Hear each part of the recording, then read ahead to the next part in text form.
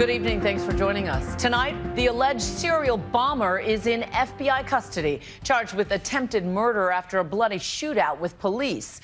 Investigators believe he coordinated 3 terror attacks using homemade bombs, and we're now learning more details about how this young man, a U.S. citizen born in Afghanistan, may have become radicalized. Was he a lone wolf? Here's ABC senior justice correspondent Pierre Thomas. It was mid-morning as surveillance cameras spot the New York region's most wanted man, Ahmed Khan Rahami. On the run, gun in hand, police in hot pursuit. There's a guy shooting a gun, shots fired. It all ends with Rahami wounded. You can see him in this photo lying on the ground.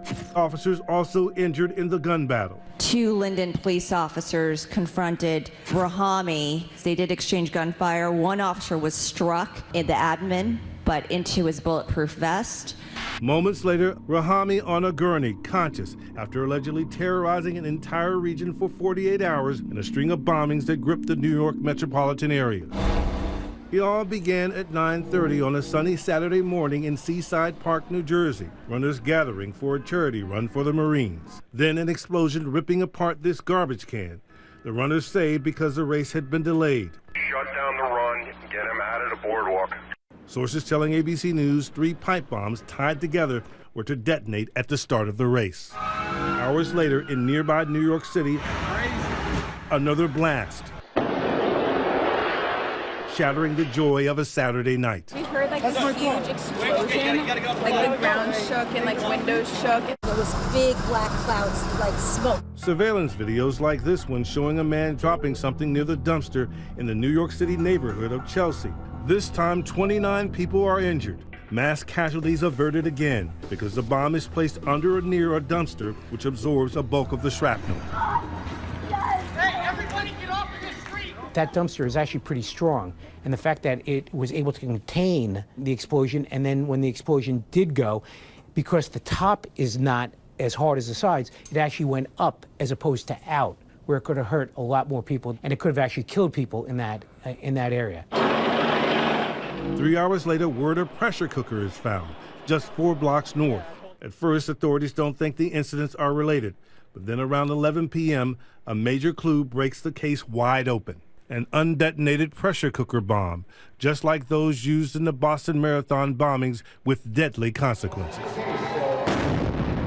I walk right by here and there's a pot on the street with wires sticking out of it, and think that it's probably a kid's science experiment. A flip phone is attached. The pressure cooker device is a treasure trove of information. A flip phone was used both for the first incident in New Jersey and the second incident in Chelsea.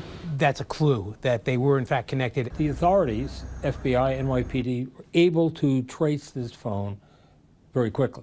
Police are also able to lift a fingerprint from the pressure cooker. And the cell phone leads police to Rahami.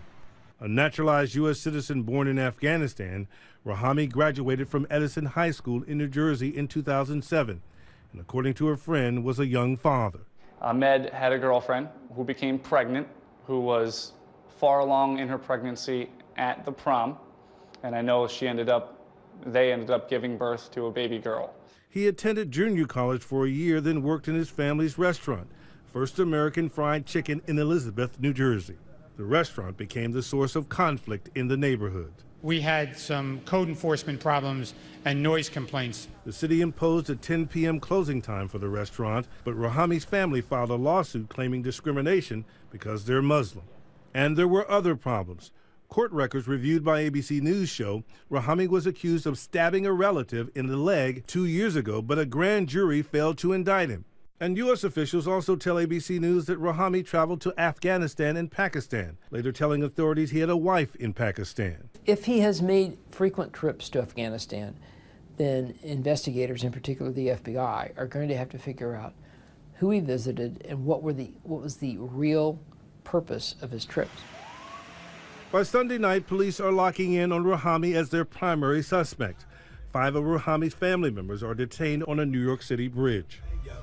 Police suspect they're headed to fly out of JFK Airport, but later the family is released.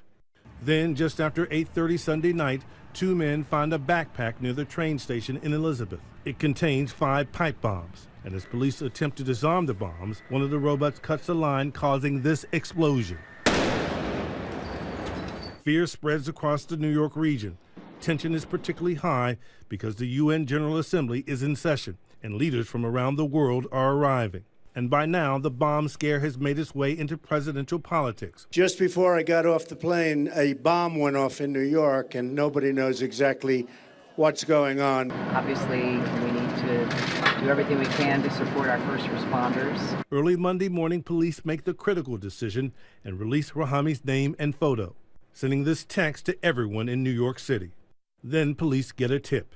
Approximately 10:30 this morning, the owner of a bar in Linden called about a suspicious person sleeping in the hallway of his establishment. It was the alert eyes of Linden, New Jersey bar owner Harry Baines who made the stunning discovery. I just spoke to him nicely, and it was my gut reaction. Something told you to call the police. Baines says after alerting police to Rahami's location, the confrontation began, ending in that hail of gunfire. I think he had no plan and realized he was in deep trouble, took off, was tired, found a hallway to sleep in, and it sort of goes to his unsophistication, I think. Sources tell ABC News Rahami is not cooperating, initially failing to even give his name. Tonight, they're searching his home. Sources telling ABC News police have found evidence of bomb making. Based on the information we have now, we have every reason to believe this was an act of terror. And they say there's no evidence that Rahami is part of a terror cell. But they are dissecting Rahami's life online, they say, to make sure he was acting alone. Police hope they have their man, praying now that the threat is over, but taking no chances. For Nightline, I'm Pierre Thomas in Washington.